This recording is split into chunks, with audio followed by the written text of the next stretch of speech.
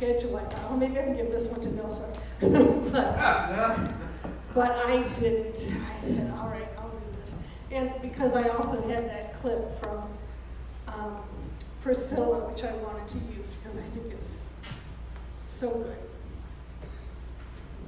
So will you pray with me, my friends?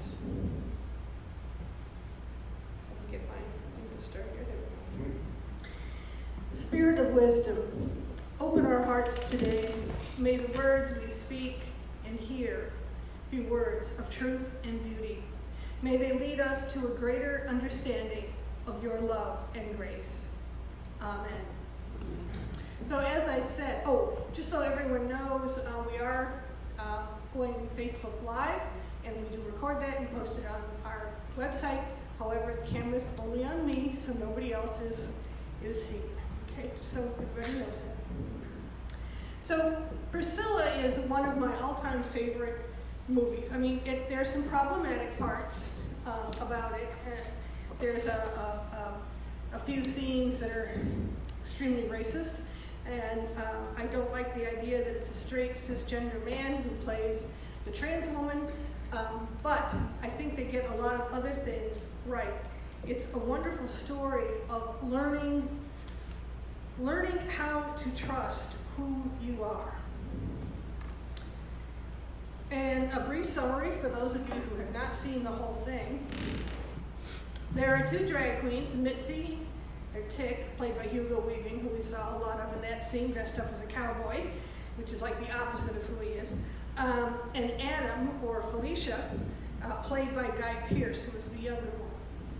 And then trans woman, Bernadette, was played by Terrence Stamp. They embark on a trip across the Australian outback by bus. The bus is named Priscilla, that's the title, where the title comes from, to the resort town of Alice Springs, where they have a contract for some shows. Along the way, they encounter homophobia, transphobia, hospitality, friendship, and love. And it turns out that the manager of the resort is Tick's wife, as we saw her, Marion, there in that clip.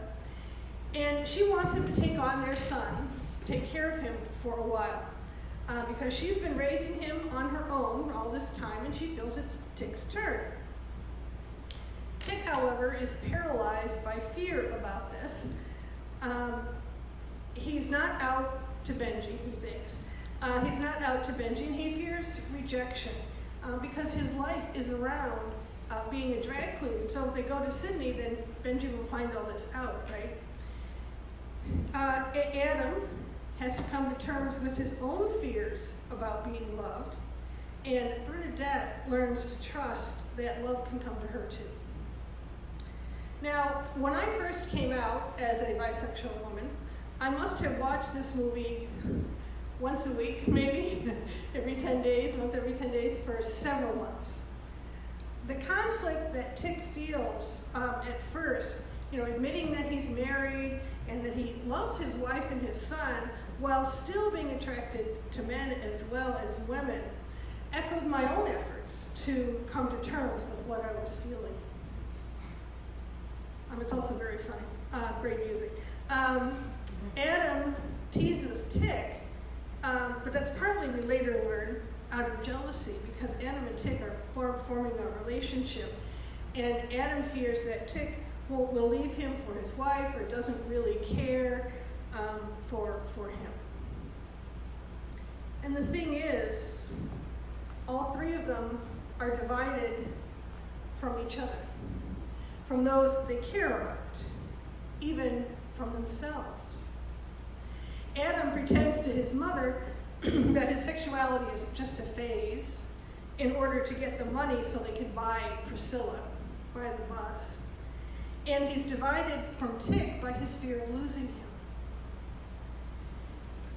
Bernadette tries to pretend she's not really interested in relationships because her last relationship, her partner died. The last relationship was really not about love. She's trying to protect her heart.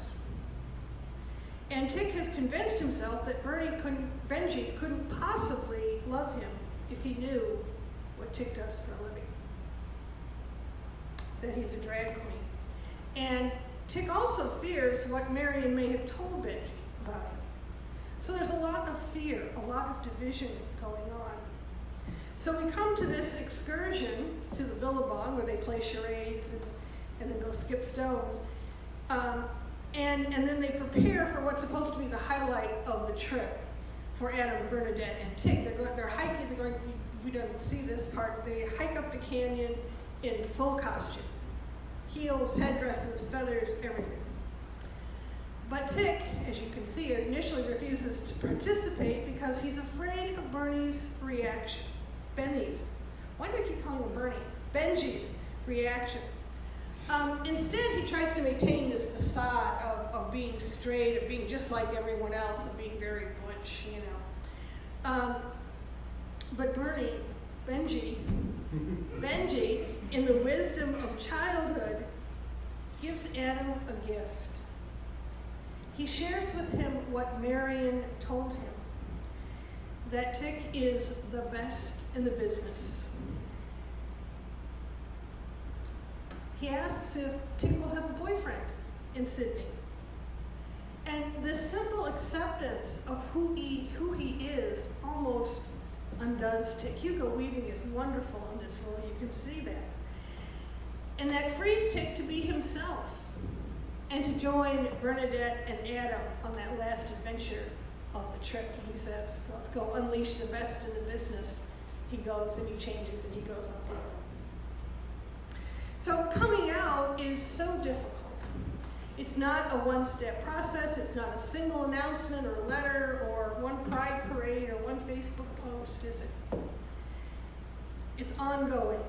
Each new person you meet, you have to decide whether and how and when to come out and how much to say and how to say it. Sometimes it's assumed, being the pastor of a predominantly LGBTQ denomination, and most people I meet, if they know what MCC is, because I identify as a woman, they assume I'm lesbian. Well, do I correct them? When? How? Is it necessary? Who do I tell? My doctors, my neighbors, my family, my friends, and which friends? If I meet someone to whom I'm attracted, when and how do I let them know? And it makes a difference if it's a man or a woman. We all do that calculus, that figuring out what to say and when and how much and to whom, and for each of us it's going to be different. Some of us have been out so long that pretty much everybody who knows us is aware, and it's just part of the furniture, part of who we are. Some of us are out to a very few people. Some of us are out in some parts of our lives, but not in others. And coming out often means dividing our lives, where we are out and where we are not. Who do we trust with our truth? And who do we not dare to trust? Who do we have to share it with, even though there's potential for a negative or dangerous reaction? Doctors, therapists, teachers. We've come a long way since Priscilla came out in 1994. It's actually a stage play now and goes touring. It's got a road production and additional songs, unfortunately not by Eva. But in some ways, we have not come very far at all. Every week, we read of a trans woman, most often a trans woman of color, murdered, of young LGBTQ youth dying by suicide, of seniors going back into the closet when they enter nursing homes and retirement centers. Trans people being dead named and told they aren't quote unquote real men and women, whatever real means. Bi and pansexual people being told they are just confused or greedy or liars. There's still a lot of hate out there, and that's why it takes so much courage to come out and to refuse to be divided from who we are. Now, allies too have to make these decisions, who and how much to tell about their friends, their family, or the church that you attend. Now, we hear a lot these days about divisions in public life, divisions within political parties, between people who live in small towns and people who live in cities, people who have health care and people who don't, or don't have enough. Countries are divided both internally and from one another. Our own state of Illinois is split between the population-heavy and more progressive north around Chicago, where we are, and the more conservative southern counties. Divisions hurt. They make it more difficult to carry out our business, whether that's political, economic, personal. It makes it simply difficult to live sometimes, right? And yet, divisions are inevitable.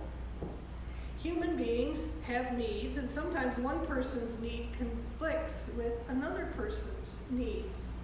For example, one person needs food, another needs money. If they can't agree on a price for the food, or if they can agree on a price for the food, all is well.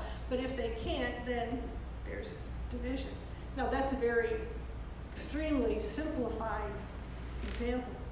But that's what a lot of divisions are about at their most basic. One person or group has something that another person or group needs or wants. And there's debate about whether whatever that thing is can or will be shared, whether it will be shared, whether that's money, power, acceptance, and opinions. Faith or belief can also create divisions. And this is the division that Jesus is talking about. His message isn't one that everyone can hear and accept. And those who believe in that message may face splits from family and friends. Now, none of this is news to any of us. But what do we do about it? Do we just throw up our hands and say, well, Jesus warned us it would happen, I guess we just have to accept it? No, because it's not actually inevitable. The overarching message of Jesus is mutual love and care and support. Love one another as I have loved you. Greater love has no one than the one who is willing to lay down their life for others. Feed the hungry, give water to the thirsty, clothe the naked, visit people who are sick and in prison. That's not division. And Paul tells us, even Paul tells us, there is no longer Jew nor Greek, male nor female. All are one in Christ Jesus. Division is not the divine plan. Jesus is warning us about it, telling us it will happen. He doesn't say we have to accept it. The challenge for us is to live into God's plan of unity and peace, not division. Fear, anger, hate, these all stand in our way when we seek to overcome those divisions that keep us from people we should be united with. We fear what others will say or do, and so we don't share all of our truth, like Tick with Benji. A family member or friend disagrees with us about maybe politics or what we should be doing with our lives or our partner or whatever. And we're divided by anger and an argument. One group fears another group because of hate, religion or race or national origin. And hate is born out of lies, deception, and ignorance with stereotyping and repeated lies or misinformation. So then, we are called to overcome those things. We are to overcome hate with love, anger with peace, fear with trust. None of these are easy, and of course we have to protect ourselves from people who would physically harm us. But it is our calling to pull down those walls of division, to trust when it seems most frightening, to love when others only show us hate, and to offer peace in the face of anger. It's not magic. Our gentle overtures of peace and love will not always win over those who oppose us. We know this. But we still try, because sometimes it does happen. We can all tell stories of times when we feared coming out or telling our truth, but still did for one reason or another, and were met with open arms, or at least acceptance. It doesn't always happen overnight. The uncle I'm closest to, some of you have heard this story before, my Uncle Henry, he was almost like another father to me growing up. He took several years to come to terms with my coming out. My cousins were fine with it. I think my aunt was probably okay with it. My uncle had trouble. He had real trouble. And part of it probably was because I left the Methodist church. He was a very staunch Methodist. But I knew he had come to acceptance when, as he and my aunt were pre-planning with the funeral director, he asked me if he could put me down as the clergy for his funeral. I hope he's around for a very long time, but I know now that he's able to see me as I am, in my truth, and he not only accepts it, but welcomes it. Divisions, whether in families, among friends, between spiritual traditions and denominations, and in nations, do not have to remain. We are called to heal them, to speak words of grace and hope and love and peace in the name of the living, loving God. In all God's names, amen. Amen.